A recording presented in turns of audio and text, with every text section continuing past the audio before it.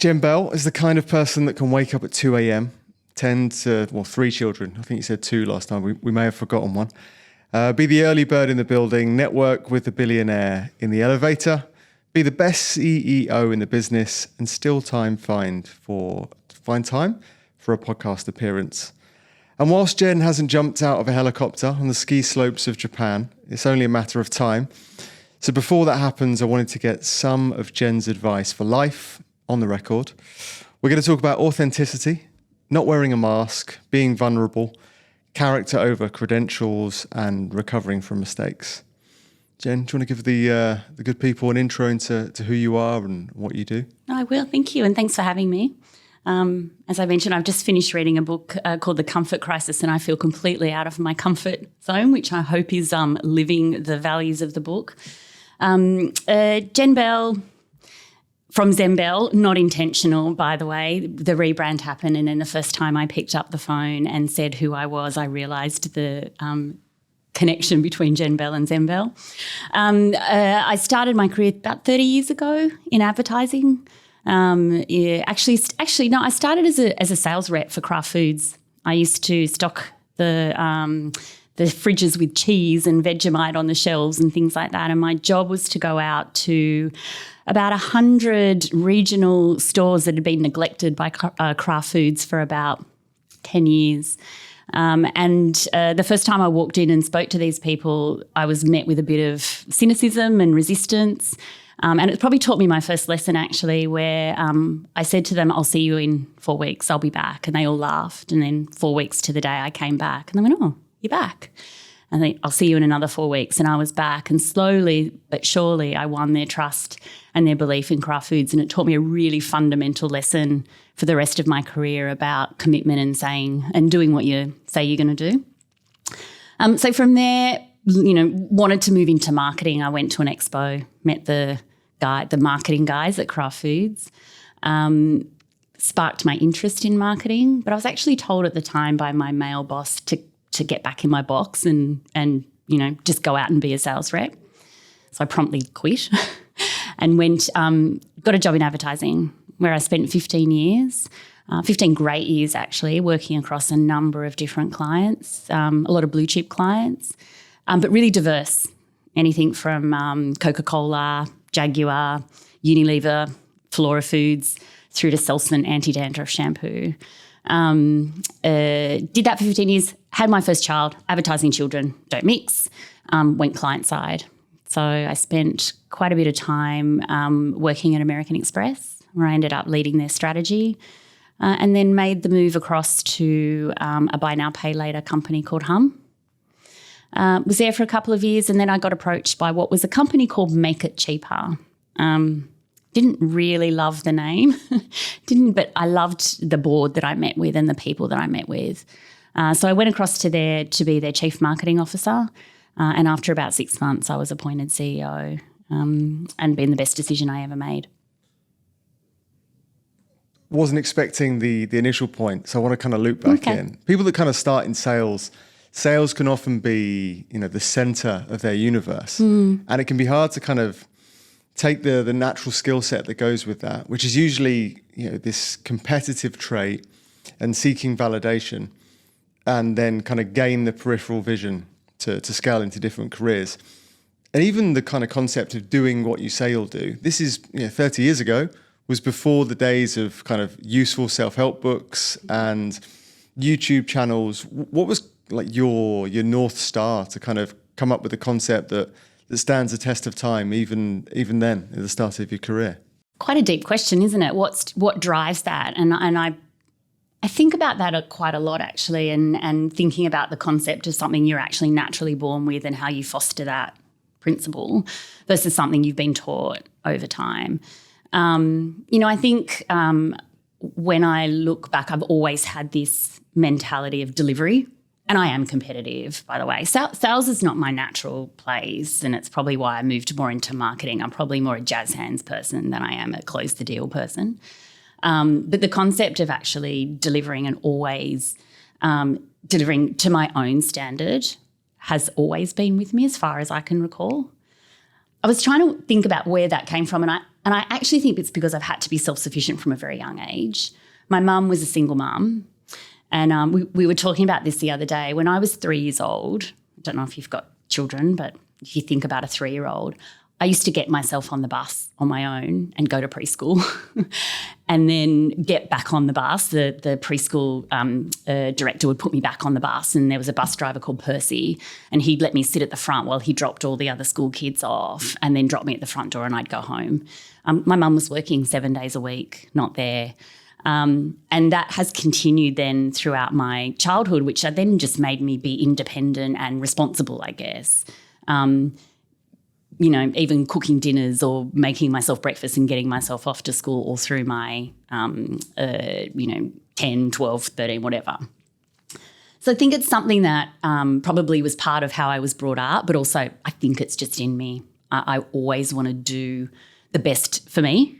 It's not about external validation, but I'm my own worst judge and critic. So it's how I feel about how I've done something versus how anyone else does. With so much autonomy in terms of that independence at a young age, I don't think there's less than 1% of the world will catch a bus at 3 years old. It was the 70s. It could happen. Yeah, even that kind of retrofitting it. Do you think that gave you the kind of, whether it's confidence or belief, that you didn't need to seek out the approval of other people? Because you said you had a male boss that kind of told you to stay in your lane, and you promptly quit. And I think a lot of people, a lot of women would have been through that situation over the years and wouldn't have quite known where to turn, how to take it, what they should do. How did you kind of have the internal belief system to kind of choose your direction at the time? Yeah, I definitely think probably family. So my mum was always a good role model. Despite, challenges that she'd had in her life and being a single mum, she always showed me to pick yourself up, get moving. Actually, she calls it, very much the stiff upper lip, get going. And so definitely I've always had that mantra, even in the face of the worst things. Have humour, laugh at it, but get on with it, which I guess can be good and bad, but it's definitely held me in good stead. And then I think I've had two other really strong role models I'm one of six. So I have three brothers, or I had three brothers. Two have passed away. And the two that have passed away have been also my other strongest influences in terms of showing me resilience, perseverance, and humour in the face of what, in essence, both of them died from cancer, was death. So I think over time it's just something you end up being. So it's part of who you are. So all of that, I think, in my life has, and any challenges I've had, has definitely made me feel confident in decisions I've needed to make, and how I've approached things. When you lose someone, nothing can be worse, right? Was this at a young age for you? Probably yes and no. So my first brother was 20. I was 27. He was 41, and my second brother, I was 41 actually, and he was 57. And then in between there, I lost a stepdad, I lost an aunt. There's lots of that sort of thing that goes on, and I think it just makes you it puts you in perspective. Not straight away, by the way. Yeah.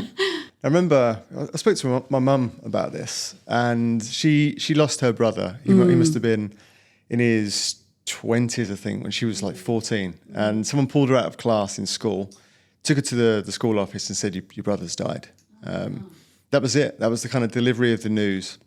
That was actually a second brother that died. The other one died very young of an illness. But I think that exposure to loss early on can shape a lot of people, whether it's in your teens or your 20s. It's not something that a lot of people get used to, and nor should anyone ever really try in the younger years. What do you think that did to you for a formative experience in your 20s to go through someone that was kind of cut down in the prime of life?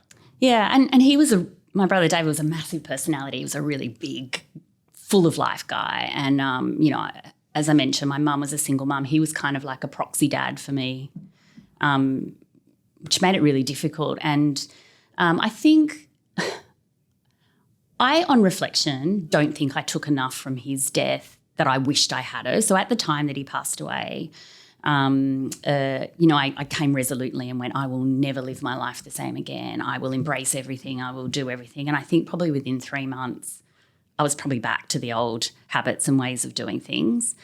When my second brother passed away, and we were caring for him through his cancer, and it was the one thing that actually really stopped me in my tracks and went, at the time I was working full-time, my husband was working full-time, we had 3 children, we were existing in life. After he passed away, I went, that's it, if I don't learn from this, I'm an idiot. So at that point then we made a decision, what's right for our life, and my husband gave up work, stayed at home to give us a bit of stability, to get back to a bit more of a life living versus just running through and existing. I think that was probably the moment where I went, that has changed me significantly, but for the better. If you're going to take any kind of silver lining out of anything like that, and it's probably the wrong phrase. So at that point, he stayed at home, our life settled down, we were living more, we were having more time together, we were enjoying more. And I think then I felt to myself, I can never not remember that.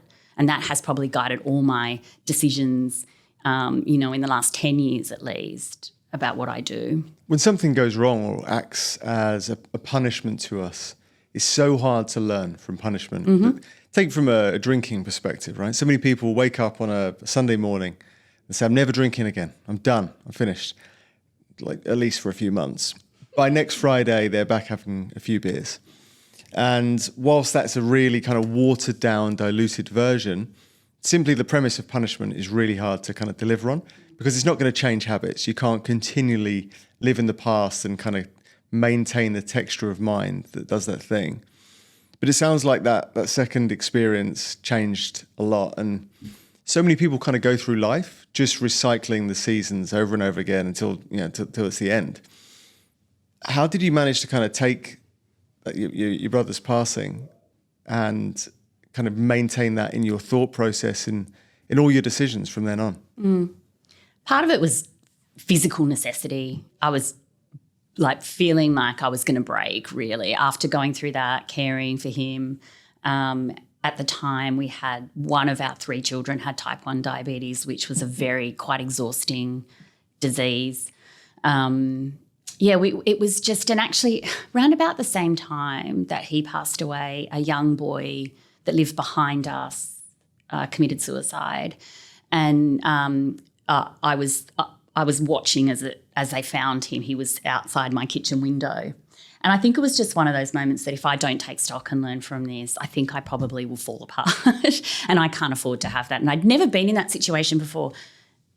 In all my life, and all the challenges I may have faced, I'd always prided myself on just bouncing back up and running, but I really felt like this was it. So it was really just holding on to that moment and thinking, do I want to be, what do I want for my life? And it definitely wasn't to be in existence. It was to really feel and to know life. And if you think back when probably spending time with my second brother more than my first as he was passing, him knowing he was going to die and then the things that he wanted to experience and tell and then actually the absolute panic right at the end when he knew that was it was really sobering, right? You look someone in the eye and they go, I don't want to die. And I'm like, I know, it changes you. So I don't think you could ever forget that.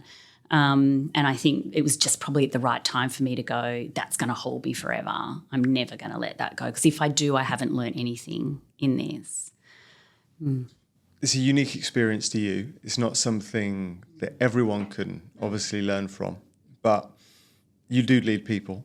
How do you kind of get your ethos and mantra and message across to people, knowing that they can never live the same experiences, but they can certainly learn from everything your knowledge? How do you get that message across to people? The first thing I often talk to people is about relativity of experience. So someone might say, this happened to me and it's devastated me. Oh, but it's not as bad as what's happened to you. Well, there's always someone who's in a worse situation. I look at, again, my kids, I've got 2 now with type 1, and I thought it was devastating at the time. And then people would say, well, at least they're not got cancer, or at least they're not dying. And I'm like, yeah, I know that. But relative to me at this point in time, it's a significant event. So I try to tell people that you don't need trauma to change ways or behaviours, but think about what it is in your life that is actually having a real impact on you and what you do about it. Life at the end of the day is about choices. Nothing ever happens to you. You've got a choice in how you react to it. So I think I try to impart to people that terrible things can happen, but your choice of how you deal with it is actually what will define you and what makes you who you are. So it's the best I can do in terms of, I don't want anyone to feel some of the stuff that our family's gone through. But again, as I said, every experience is relative to where you are at that point in time. So it might be you're having a terrible experience at work. It could be the worst thing that's ever happened to you. Well, that's relative to where you are. So how do you take that and make a choice? Relativity is really interesting to me because I think we learn so much from the ways people respond and people react. And they don't mean to do it, right? When you tell someone bad news, there's all sorts of, I guess, unuseful ways of responding. They might say, oh, it's not that bad, which doesn't help, because the relativity of it. They might come up with their own kind of sense of trauma or bad news that almost pushes yours and diminishes what you're telling them in the first place, or they try and move beyond the subject. And people often spend more time waiting for their turn to speak than they do really engaging in the conversation. And I think when you go on to have more deeper connective conversations with people, you often miss what's beyond the surface layer. So the people you've surrounded yourself, whether it's family, friends, people in work, how have they kind of pulled you along through this journey rather than just relying on your own kind of stiff upper lip and stoic kind of values? I think it's a really important one, actually. And again, it comes down to choice of who you surround yourself with. I'm being so fortunate, and I think whether it's luck or you make your own luck, depends on what you believe. If I look back in my life and my career, I've always had really supportive people, people who wanted to help me win in life, whether at work or at home. From a friend perspective, I may not have hundreds of friends, but I've got really good friends that let it be, let things happen. It's human nature to want to make someone stop that. It's like when a child cries, right? You instead of just let them cry. And so I think people that I've been around have accepted that they're not trying to solve a problem for me. They're just hearing, they're listening, they're helping versus going straight into solution mode. It's kind of the same approach I take, and I had this experience last night. I had a board call and it wasn't there was a great moment, not a great moment in it, and I really wished I had handled it in a different way.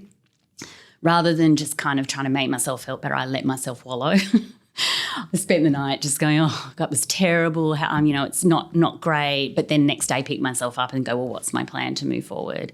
So I think, having people around you that let you be, that let you wallow, that let you land, but then actually when enough's enough, that say, okay, how are we going to move forward now, is key.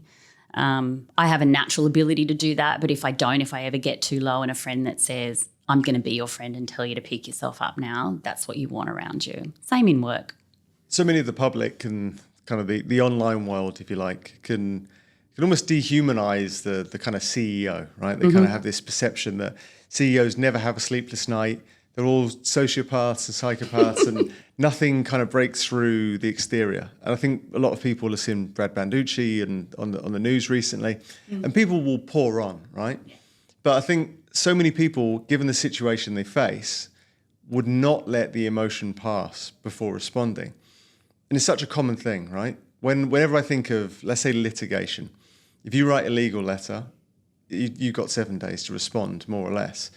And I think part of the reason for that is because you need to let the emotion pass before you go back. Otherwise, it's just an argument, right? It's no different than shouting down the stairs to someone. Yeah. So when you kind of go through a difficult situation, and it's not something we've kind of prepared in the notes, how do you kind of let that digest when you need kind of urgent responses? Can you take a moment to let the emotion pass before you kind of delve into your response? It's a really good question, particularly because I am an emotional person, definitely, and I'm an impulsive person. It's one of my, growth areas, if you like, that I've got to work on as a leader, how I don't make that snap decision that could have unintended consequences, or I haven't thought things through because I'm reacting from my gut or emotionally. I was given some great advice about how to have a trigger that when you think you're in that situation, that I need to pause and stop. And I call it my wedding photo moment. It will make sense in a minute. God love my husband. We've been together 30 years, but it took 15 years and a child before he would marry me.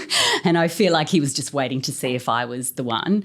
And so whenever I think I'm making an impulsive decision or I'm overridden by emotion, I have the team say to me, do you need your wedding photo? And it's my trigger to go, okay, I need to sleep on this. It may be urgent, but actually having time to calm and think about what else might be involved in this is really important. So I use that to go, this is my reaction, but how do I calm it down? And then I use my team. They've got permission to call me on it. Permission's the wrong word, but if they see me being that way, to go, Jen, you've got to take a step back. That's an emotional reaction. Does it always work? No. Do I have emotional reactions that I later wish I didn't? Yes. But then acknowledging them, right? So if I'm in a meeting and I react in a way that I wished I hadn't have, it's going back to that person and saying, I'm sorry I did that. The better response would have been me to take it this way and take ownership of that response. But yeah, that wedding photo comes out quite a lot. Authenticity is such an overused word at the moment. It seems to be the buzzword of 2024. But it sounds like the engagement you have with your team, in that they can say something like, do you need your wedding photo? Sounds like there's a lot of openness in communication between yourselves and them. How do you kind of bring I don't want to say your whole self to work and kind of use that, the tech cliches, but how do you get such authenticity with the team around you? Well, I don't know. I think if I think about any leader that I've had, the thing that appealed to me the most is that they weren't perfect, they weren't impenetrable, they were vulnerable. And I knew that they weren't a robot, that they could empathise. And so I always just go, but I'm a human, you're a human, why would I be any different at work than I am in life? And so vulnerability and being honest and truthful about whether you had a bad day, you've had a fight with your husband, you've done something at work you didn't really think was great. It's an important part of people showing you that it's okay not for everything to be rosy. It's a funny thing because I spent all my life trying to make my kids' lives perfect. As a mother, you instinctually want to protect them from everything, but actually seeing the ups and downs of life is actually what makes you a better person. So I just go by the mantra that I hope that me being me is inspirational for people, or that they see that and go, well, I feel I can be me at work, and that's a better place to be in than coming in and hiding things. You're right, it's an overused word, but it's an important one, right? We have a value at Zembl, which is you be you. And when we crafted the values, that was a really important one to me. And on my first day as CEO, when we got the organisation in and I was announced, I talked about me, this is who I am, and sometimes I'll be awesome, sometimes I won't. Sorry about that. The number of people afterwards that came up to me and said, that really impacted me. One girl said, I used to hide my tattoos, now I feel I can wear them. Another guy said to me, I used to feel like I didn't fit in because I had to be a certain way, but now I feel I can be me, which is not an extrovert, it's quiet. So I think just being a human is super important. And then you get accessibility, right? Then people will tell you things, they'll talk to you, they'll open up about things that you may not hear if you were disconnected. One of the kind of key attributes I've heard leaders talk about is allowing people to kind of be themselves, leaving yourself at the door, and kind of bringing it back to sales. I think so many people that start their career in sales go into any meeting or interaction with a planned outcome. They know where they want the conversation to go. But when you're kind of leading people and getting their trust, you do need to have an open mind on where that conversation goes. Then you can take action afterwards. And I think we talked before the show about kind of character over credentials, and we mentioned I think the woman with the sleeve tattoo, one of the best hires you ever made. When you kind of go into any interaction with people, you've got such a busy mental inbox. How do you kind of triage your day on how to get these honest conversations with people with so much to do? I don't think it's as complicated as that. I don't really overthink it, to be honest. How do I? So I suppose you treat every interaction as being in that moment. There was a man by the name, sorry, I shouldn't speak like that. There is a man by the name of Gary Birtwistle, who I've worked with for over 20 odd years. And he taught me a lot about being present in the moment. He taught me about looking up, right? You look around, you're on a train, everybody's down, heads on the phone. How do you put that away and look up and observe? When I'm watching my kids play sport, am I watching or am I scrolling on my phone like all the other parents, so that when they turn to me and see if I've seen them score a goal, I'm head down? No, I look up. So I suppose I take that principle that every interaction, every meeting, I'm looking up. I'm not talking about anything else. I don't take a laptop into a meeting. I don't have a phone, looking at a phone. I'm just there. It's not, I think that's probably how I treat it, but you see people all the time in meetings typing. It's like, I have a rule, you are not to type. I don't even care if you're taking notes. Use a pen and paper. Anyone who's talking or presenting and someone's tapping on a keyboard is so distracting and rude. So I think the idea of being there in the moment is really important. There's a man by the name of Steve Squeri, who is currently the CEO of American Express globally. He came to market when I worked at Amex, and he told me that he insists that all his executives come to a meeting once a month. They're not allowed to have any phones in the room with them whatsoever, and they've just got to sit there and engage, because otherwise they sidetrack and. So you can have the busiest mind in the world, but you've just got to be there in that moment. Yeah, I think the premise around the digital detox is important, not just for the Sunday kind of put down of all electronic devices, but just engaging with people, because I guess it acts as a facade and a distraction to so many interactions. But I do need to look at, because I've got a Zembl quote. Oh, have you? There are two types of leaders in the world: those that need to know where they're going and those that can fall in. Focus on doing a great job and things will open up. Don't think I have to do this, but instead reframe this to I get to do this. Ask yourself not have I done enough, but instead how can I do the best?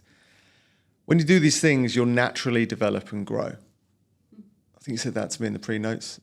My typing might have been off, but I wasn't caught because I was on the phone. For that, keen to delve into your mind, because I think so many people, they want this exact plan, this blueprint to follow, and they can be completely blown off course by the winds of change. How do you kind of set yourself the task of doing the best you can do and trusting that everything else will fall into place? I should start by saying there is no right or wrong way. If you have a planned life and you maniacally focus on that, all credit to you. And actually, I've worked with some of the best people that have been very considered in every action plan and move they've made, and it's worked perfectly for them. My way has never been that. Whether I'm a chaotic person maybe, and that's why I don't have a vision, or I've always just felt that by doing the right thing, the best I can do, the right thing will happen. I've probably learnt that you can never trust anything in life. So every day you can wake up with all good intentions that life goes well. You and I were meant to meet on Tuesday and my mum ended up in hospital with a stroke. You don't know. So having plans are nice to have a North Star, but they're never really tangible until they happen, right? So I guess in that respect, and I, again, probably have been fortunate to have had people around me that have wanted to help me succeed. It's probably my other lesson is make sure you counsel. The people you surround yourself with are there to help you as well. As soon as you get into a situation where someone is not going to support your growth, you're not going to ever win. So you probably need to make the decision about what you do there. And I have left roles because of that. For me, I think that I've always got to get shit done mentality. I just am focused on really outcomes, and that's probably the competitive side of me as well. And in doing that, I've found that naturally I've been asked to do the next thing. It started when I was in my first ad agency, and because I was very focused on doing the best for my clients, if there was ever a client in another team that was having a problem, they'd give it to me and I'd get it into shape, And so it taught me that actually if I just did really good things, more good things came to me. Then I got promotions off the back of just doing good things. I don't think I've ever gone in and asked to be given another title, another role. I've applied for roles, but I've never said I demand to be the next layer up. I think for me personally, focused on the process I take, not the outcome, has really always worked. And because I never had any expectations, I've always been surprised how well I've done despite myself. So, I never thought I'd be where I am today, already a CEO. Not already, I'm old, I suppose, for a CEO, but I didn't expect to be a CEO yet. And I am, and I'm loving it. But I thought it was a few years off. You also told me you never read CVs, right? And I don't watch TV. No, read CVs. Oh, read CVs, sorry. I don't really watch TV either, but yeah, I don't read CVs, yeah. Yeah, and that kind of brought me back to that whole point of character over credentials and kind of talent, right? Because I often think that talented people do more reps than untalented people. It's the repetition that made them talented. And you've inadvertently kind of pointed towards that. What are your heuristics for kind of surrounding yourself with the people you want and having the right people on the bus?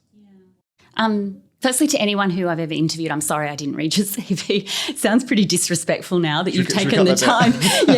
Because I tell them that. They've taken the time to write that down. But I suppose I'm always conscious that when you read something about somebody, all of a sudden you've got a bias to them, whether you like it or not. A picture's formed. Did you go to, did you complete school? Did you not? All of those sorts of things. And so I try to eliminate that by going, how do I feel when I talk to you? Do I get a sense that, you are able to engage, that you have a good work ethic, that, you're not too big for the little things? All those things that I think about myself, do I think, makes a great person to work with? So that's the reason why I don't do that. And then in terms of how I assess and surround myself with good people, there's probably two aspects. I have a lot of people that I've worked with for years and years in various roles. So I always think if you find someone in your life when you work with them that you just have a great working relationship, don't ever forget that, because some point in your life you might come back and there's a place. So I have hired a lot of people recently that over my 30-year career I've worked with at one point in time. Actually, one lady who we both started in advertising together in 1994, who's working with me. So, keep that in mind. And then really open your eyes to beyond. A CV can tell anything, right? How you can actually articulate what you've done in your career beyond a rote story. I'm looking for the passion you had, the innovation you applied, the thought process. That excites me more than what you've said you've done in schooling or what results you've achieved in a career.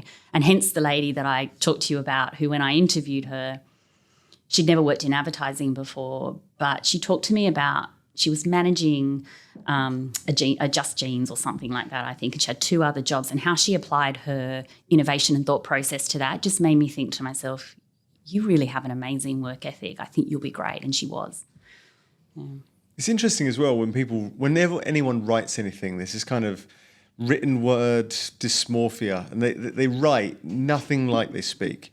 I've done it before myself. You go to write an email, and I think if I read it out loud, this does not sound like me whatsoever. I don't know what happens to people, but it does kind of raise the question of, I love books, but when people write things down, especially about themselves, they tend to present this facade. But I want to jump onto kind of recovering from mistakes as well, something you mentioned. We learn from failure, and in many ways, failure or the willingness to fail is more important than intelligence or endeavor. You don't need to be a genius to be successful. You just need to be smart enough to not make the same mistake twice, yet stubborn enough to not give it up until you get it right. Would you say you've been kind of stubborn on the things you think you've got perfect or right or on the right path, and managed to kind of learn from the things you've got wrong? Yeah. Failure, firstly, I have actually quite a visceral reaction to the word failure because it kind of implies that there's a good and bad and there's no grey. So I always think about, and never, at the time I should say, like anybody else, when something goes wrong, I fall in a heap and I, beat myself up and I think about the worst.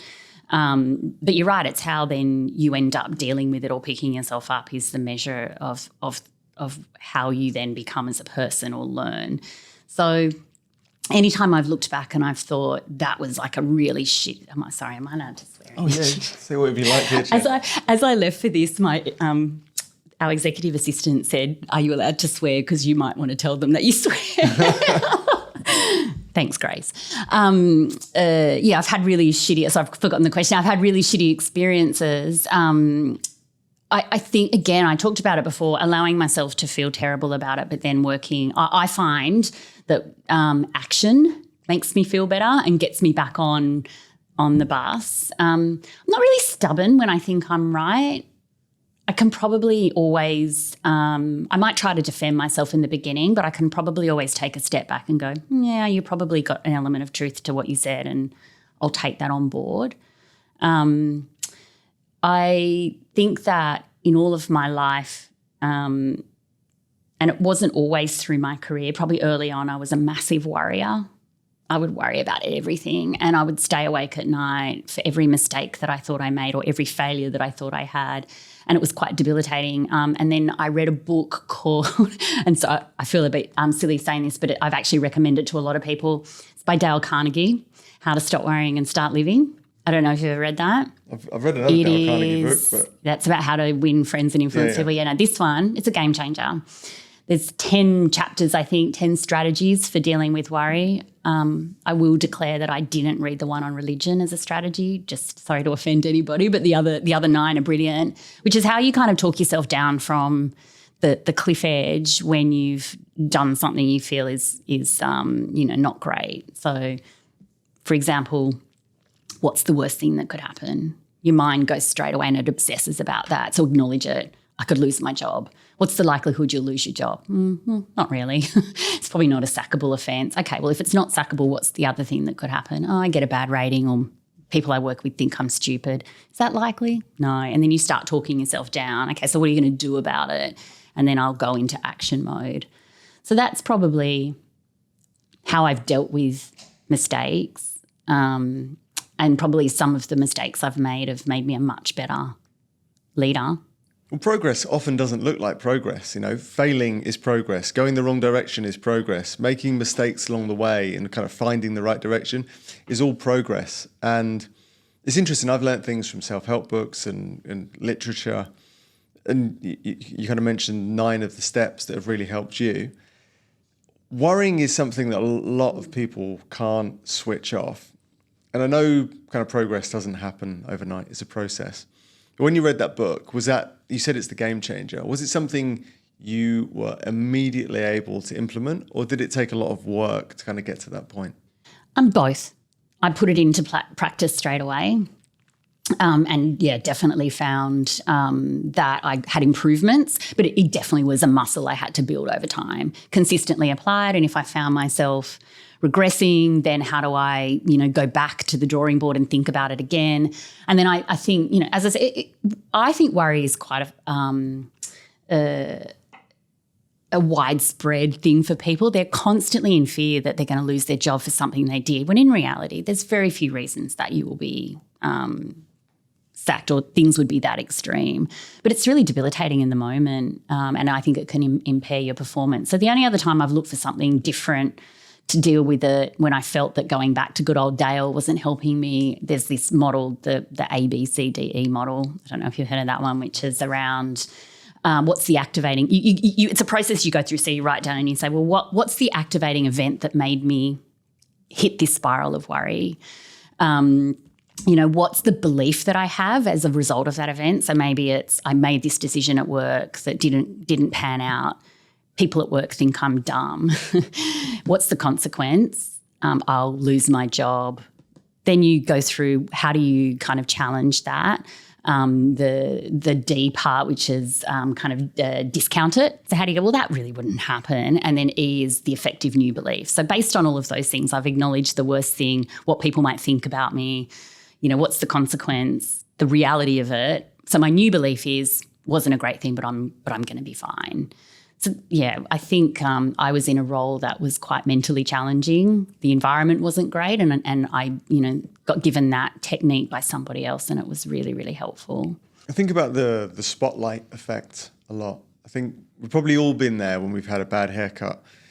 You walk through the street with this mop on your head. What are you trying to say? Not you yet, not you. Oh, I've been there, right? Or you spilt something down your T-shirt and you have to kind of walk through and you think everyone's looking at you, but no one cares. And I think when something goes wrong, there we have this spotlight effect on our egos where we think everyone's judging us, everyone thinks we're silly, everyone thinks we failed, but everyone is so wrapped up in their own lives, they're really not thinking about us. And I think when people realize that everyone's not pointing at them or laughing or judging, they're usually able to act with a lot more freedom. And I know you've got the ABCDE method. I'm going to look into this because I like the sound of it. But do you have to kind of decouple yourself from the opinions of others to free yourself up to embrace things that might go wrong and things that have go wrong? Yeah, for sure. And I'm not always good at it. I think what you've got to anchor back to is that trying to separate yourself from that one moment to what holistically you have, what is your reputation or brand or consistent pattern of behaviour at work or in your personal life, right? Where does this one instance define you, or is it just something that happened that you need to learn from? So, I hold others' opinions of me very high, but I don't obsess. If somebody has an opinion, I can't change that. That's their opinion. If I continue to do what I do and what I know is right, they'll either change their opinion or they'll hold it, and I have no influence on that. So I tried to kind of, they talk about controlling the controllables. What could I influence? I can't make you change your mind, so I just have to keep being what I am, and hopefully, over time you think differently.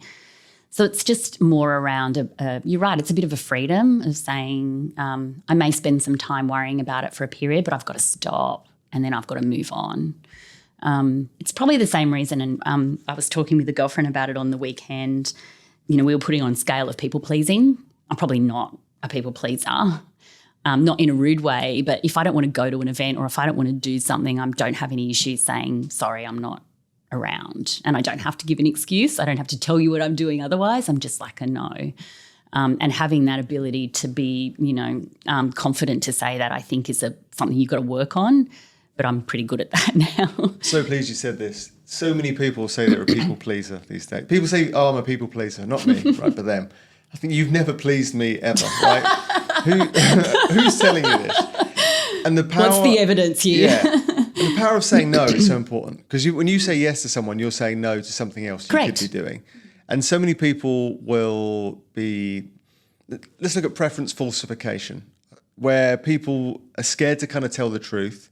And really, if you put people under pressure to give you the answer you want, you're inviting a lie, right? And people say, oh, sorry, I can't come, I'm going to do this. You're being lied to. When people just turn around and say no, and politely, this is my reason, whatever the reason might be, because I want to do something different that day. It's a powerful message. It keeps people honest. It keeps people engaged. It keeps people not unwilling to invite you again. But not many people are willing to do that. Very few. What gives you the kind of that thing inside where you can tell people no, but not worry about offending them, not worry about kind of feeling as though you're letting them down? I don't know at what point I stopped feeling like I had to explain why. But I definitely remember there's a moment in my brain where I went, I can actually just say no, and I don't have to give a reason. No is enough. And maybe it was because I feel like if someone says no to me, I don't need a reason. I'm fine with that. I don't need to feel that you've got something else that prevents you from doing something I've asked you. It's okay. So there's that. And I think too, I have people around me that have no judgment about what I decide and I try to have no judgment about anyone else either. So again, it probably comes down to your flock. Who do you want to hang around and what are they going to say about you in your life? And then just really feeling like you don't owe anybody an explanation for not going to anything, no more than you should expect one from someone else. Maybe that's the thing. I never expect one from someone else, so then I don't give one. If I take one thing from this, it'll be that no is enough. I think more people need to know that because, it's always been a bugbear of mine, that and small talk. No is enough. Keen to talk about the journey of success, right? Because so many people are trying to make their career in one meeting, right? It's like the next generation, they're in such a rush to make things happen. And I think slow success is important. I think 75% of lottery winners go broke within 5 years. And it seems that throwing someone into this rapid escalation is troubling because there's a lag in identity. It takes 1 or 2 years to catch up to who you've become. And if people kind of have this overnight success, it's quite difficult. What do you think for the people that are measuring in months instead of years on the kind of way to their goals? And how can they slow it down and take time to succeed? Yeah, I think the one thing for me, because I think everybody's different in how they respond to success and where they're at. The only thing now, and I'm going to sound like I think I'm 50, right? And so you look back and think I've got years of life experience that has made me where I am today versus where I might have been at 40 or where I thought I was super experienced then, or I might have been at 30 where I thought I knew everything then as well. So I think probably you can be really successful, but life actually gives you more tools to be a little bit more resilient or prepared or able to deal with ambiguity or change or, maybe even a bit of a you start to care less moments as you get older and older. Like, when I talk to my 90-year-old mother, she doesn't care about anything now because she's 90. She's like, what am I going to care about, So I think for me, people in that success could come to you and you could be perfectly equipped for it. But I think what you maybe not have had is enough life experience to really help you inform on decisions. So savor that. Savor those moments where you learn from others, you see how other people perform at work or deal with life decisions, and use that then to build your career versus thinking I have to be there tomorrow. Because when you're there and you're needing to make very important decisions that you really haven't had any experience in life or work to see, it's probably going to be like a massively heavy weight on you. So, and again, because I'm never obsessed with progression, it's just not been something that's sat in my mind to go, I must move ahead. So it's felt natural for me when I've moved ahead that I can deal with the things that I've got in front of me. You can usually tell how secure someone is by how they speak about people ahead of them. The secure people often learn and the insecure often attack. You told me about a story of someone you met in a lift. You never know who you're going to meet in a lift. True. I'm keen to kind of hear the story because it was really interesting. Hit us with the story of the elevator, Jen. Early one morning, got in the lift. There was a lovely gentleman in the lift and he, I'm going to do a very poor Canadian accent, and he said, you're an early bird. And I was like, oh, yeah, I like to get in early, and we were just chatting, and I said, oh, what do you do? And he says, I work at Hungry Jack's. And I was like, oh, lovely. Well, have a great day. We got off at the lift and I went to get my coffee. And as I was waiting for my coffee, I opened the Australian newspaper and he was on the front page as having just done $1 billion in sales. He was the Jack in Hungry Jack's, so a man by the name of Jack Callum. A very successful man, 81 years old. Still working, still forging his career. He owns Domino's Pizza as well. He owns a lot of the food chain that supplies. It's like so fascinating. And he brought the first KFC to Australia. Has a really, really interesting story. One, mortified I didn't know who he was in the lift, and I asked him where did he work. If only you'd read the paper 1 minute earlier. Only right? I'd read the 1 minute earlier. It's like when I met the guy who owns SPC. I asked him what he did there after I'd sung the SPC song, Baked Beans and Spaghetti for Hungry Little Human Beings. I said, what do you do at SPC? He said, I own it. Okay, sorry about that. So I really thought to myself, that's an opportunity. He's a man who has done some amazing things, has been through ups and downs, has fought Burger King and won, had great success with building brand new businesses. So I wrote him a letter, like a physical letter. I didn't email him, and I hand delivered it to his reception to ask him would he talk to me. And he said yes. And it was probably such an exciting moment in my career to talk to someone who had done so much. And just to hear him and advice and ask him questions, which I asked him questions about things like, how do you deal with when you think, even though you're winning, you feel like you're losing, that constant challenge of yourself when you may be doing great things, but it's never quite good enough. Or, how do you think about leveraging mentors? Or, he talks about delegation, not abdication. How do I apply that? How do I delegate to my team and trust in them but don't abdicate myself of complete responsibility? It was super fascinating, and he was very generous with his time. It's been so long since I've had a handwritten letter. When was the last time you had a handwritten letter yourself? I can't remember. But I just thought to myself, he's a man that probably would, and maybe I'm wrong, maybe he loves technical, maybe I should have hit him up on LinkedIn, but I thought the right thing to do, particularly when I was asking for his time, was to take the time to write a letter, give it to his EA and ask, does she mind passing it on to him? And I think the day that he got it, he emailed me and said, yep, let's meet next week. So it was a really rewarding moment. I like that. They never meet. Well, I guess he wasn't a hero at the time, but they say never well, I had no idea who was. But he was. When I then read more about him and knew about him, I was just like, wow, that is an amazing man. Yeah.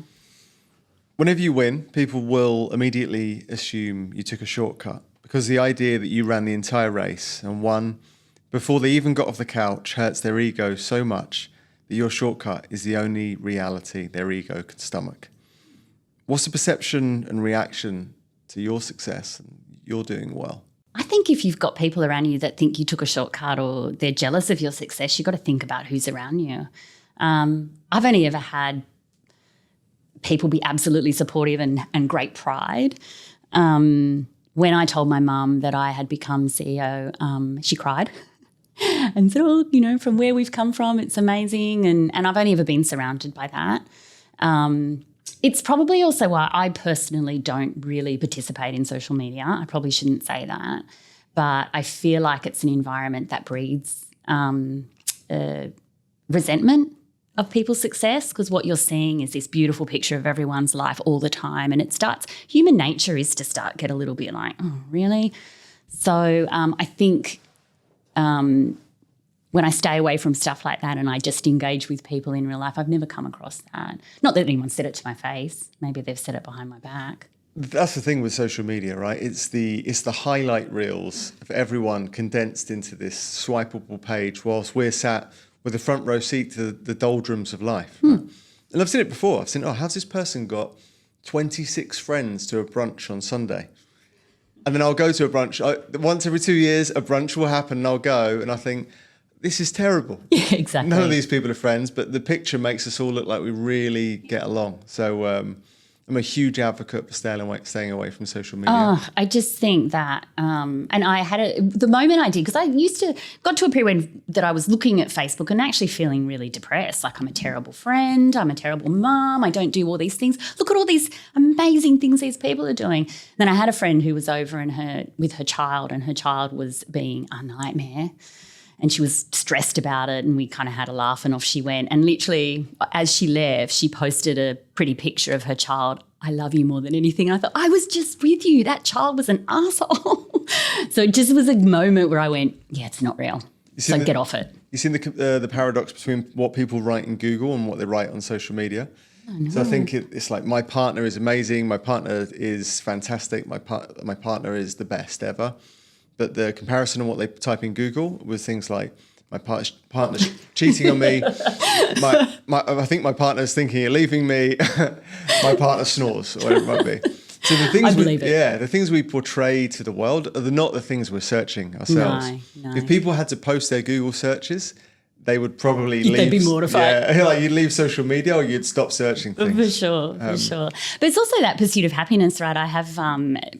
I do get a bit of ribbing about this, but I do have a philosophy: you can't be happy all the time, especially when you're married. And so I have a percentage. If my happiness ever drops below 80% of the time, I'm out. Thankfully, over 30 years it hasn't. But the realisation that life is going to be not always good, I think it's a really important thing to come to grips with, because it helps you deal with the fact that every day is not going to be a fairy tale, but it actually makes the days that are good feel even better because you've just had a bad day the day before. The thing is, happiness is not necessarily situational, right? You can see people in very difficult circumstances that are happy, and you can see people in phenomenally, objectively perfect circumstances that are completely depressed or sad or discontent. So 80% is a high score. Like that is... Well, I suppose that's how many days out of 7? What is that? I was hoping you would know. 4 out of 5 is 80%. So what? 3 out of 7 maybe. That's 50. By Saturday morning. But if it's not good by Sunday night, you're gone. I'm out the door. Wow, my husband's constantly saying, "What percentage are you?" No, he's it's a high bar. It's just dropping down. But you talked about your children. You talked about life, and obviously, I think you have 2 children with type 1 diabetes. I do, yeah. And you mentioned the kind of sleepless nights that kind of go into that. I have wondered how many gold medals were won by Olympians that didn't have a good sleep the night before, right? Anyone can win. Anyone can win when everything goes your way. The best people keep going even when nothing goes their way. That's what makes them the people we look up to. How do you do it? How do you do it when things aren't going your way? Sometimes you wonder, what choice do you have? You don't. You just have to keep going. That's life, isn't it? It's probably also partly who you are. So that's the premise of the book Grit. You've got some talent, but that talent means nothing until you keep persisting at it. And it's the people that continually persevere that get ahead. And I do believe in that. It's probably the first time when I read a book where I thought, actually, that probably makes me understand a little bit about how I don't give up. Have I had times, particularly when personal challenges, where you just wanted to walk away? Type 1 diabetes is a really mentally and physically draining disease to live with. They talk a lot about diabetes burnout because it's constant. You have to be thinking there's probably not a moment you can't not think about it, but then it becomes part of your life. But again, I kind of thought, well, I don't have any choice. I've got 2 children with this. I can feel sorry for myself, or I can just think about ways to address it, to make it better, to make it easier, to make a difference. And so, I think in any given hard time, again, I'll probably hark back to what I said before, allow yourself the wallow. It's good for you. You have to feel sorry for yourself for at least a little bit, but don't let it linger. And then I've always found that action is what helps. So, when I thought about dealing with my children, it was getting education. I then decided to become a mentor to newly diagnosed families, so that when someone was diagnosed, because I knew what it was like, it's very overwhelming, that I could look to help. We started a business because I couldn't get anything that you need when you're a diabetic. So we started a business that provides supply. So, it's kind of like, we'll make the most of the situation. Lemonade out of lemons, all those cliches. It's true. There's so much that says, so much can be said for not becoming a victim to circumstances. Have you heard about the false scar experiment? No. So social scientists place scars on people's face, and they'd send them in for a job interview. And just before the interview, they'd say, "Come in, we're just going to touch up the scars, make sure they're looking right." They would remove the scars, right? They'd go into the interview, and I think it was 100% of the candidates came out and said, "I think I was judged, I think they were rude, I think they weren't responding to me." And they said, "Well, look in the mirror." And the scars were, of course, gone. Such a powerful thing.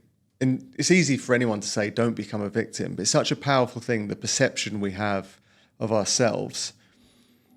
With things that kind of bring about adversity, how do you prevent yourself from kind of having a victim's mindset? I don't know. That's a tough question. I just think I've not ever had one, and I think I got it from my mum. Her whole life has been a challenge. It's actually quite hilarious. My friends joke that if we wrote a book, no one would believe it. From even young, the things that she's endured as an individual is ridiculous, which by then proxy, because I'm in her family, we've also gone through. But she's never once said, poor me, woe is me. She's always just, used humour or determination to get through. So I just don't think I was given any other view. So I'm not sure I even have an answer for anybody to say don't be a victim, just be this way. I've just never not been. I think some people, it's just part of how they deal with it. I don't know, maybe people would disagree and say you have been a victim, but I don't feel like I am. I've never looked at anything bad in my life and gone, oh, that's just such, it's always me, why me? Have you heard about the vicarious trauma of the Boston bombings? No. So people that were exposed to 3 hours of news reports over the Boston bombings with the marathon experienced more trauma and PTSD than those who were at the finish line when the bomb went off. No. So one of the themes I've kind of noticed is your surroundings, your content diet. It's spirulina for the soul rather than fast food for the amygdala, right? Mm-hmm. You're not allowing yourself to kind of be surrounded by things that will cause you issues or cause you this kind of victimhood. Do you think that's a conscious choice throughout your life, or something that you've just surrounded yourself with the right people, the right information, and the right kind of the right methods to live? Oh, look, I think some of it is that I've had some amazing people in my life that I've been so fortunate to have been an influence, that has helped shape who I am. And, when we talked about authenticity before, there's a lady by the name of Rachel Stocks who was my boss at American Express, and she has probably been one of the most influential people in my life around the choices I make and how I deal with things. So I think I've been lucky to have that. When I wasn't working for her at the time, but we were in the same organisation, and she was doing a lunch and learn around work-life balance. And her opening statement was, there is no magic formula. It's dependent on where you are in your life, So if you're looking to build a career, your work-life balance might be really skewed to work and not life. But if you're looking to build a family, your balance might be different. But at the end of the day, it's your choice. So stop hunting down a perfect world that you think exists because you think there's a balance that needs to be achieved. It's relative, right? It made me think of all the times I quit advertising and got a waitressing job because I thought I wanted balance, and then quickly said, sorry, I'm not starting, and went back to my ad job. When things like that changed my perspective and changed my mindset around things were really pivotal moments in my life. And then I think to myself, did I consciously do that? Did I consciously say, I found somebody who inspired me and helped me? So I think I've been lucky in life to have gotten through with people that have helped me be a different person, a better person, and, not default, I guess, into things happen to me, but I'm in control. Can't believe you've just thrown in this clickbait about thinking about going back to a waitressing job just when we're about to wrap up the episode. This is like a whole other episode in itself. That means episode 2 will have to come along one day. Nice. But Zembl's come a long way, really developing as a powerhouse of a business, led by you at the moment. If everything goes well, which it could well do, what does success look like for you? Is there an end goal? Is there a journey? Is it the happiness of the pursuit, or is there something you're trying to do that you'll see as a win? So firstly, just 2 corrections, not for now, and it will be successful. So I'm the CEO and we will be successful. My ambition, look, I'm not going to lie, I want to set my family up for financial success, and that is actually my driver in this. I love my job too, so that's a bonus in all of this. But I thought what success would look like for me was getting Zembl to a growth point where I could leave it, retire, and leave my family comfortably, financially happy. After meeting Jack, who says, what am I going to do if I retire? You said you had a bad Canadian accent, but this sounds pretty good to me. Do I sound like an 81-year-old Canadian man? I started thinking, well, maybe it isn't about there isn't this magic retirement, almost like the magic work-life balance. There's just moments that keep evolving. So for now, I'm focused on growing Zembl, helping more Aussie businesses, getting it to a point that I've got some milestones in my head around valuations, and we are working towards some sort of capital event. Doing that, which I think I'll be really proud about. What I do beyond that, who knows, actually. And it may not be retirement that I originally thought. Maybe it'll be a new adventure. They say everyone's got one book in them. Almost nobody's got two. Okay.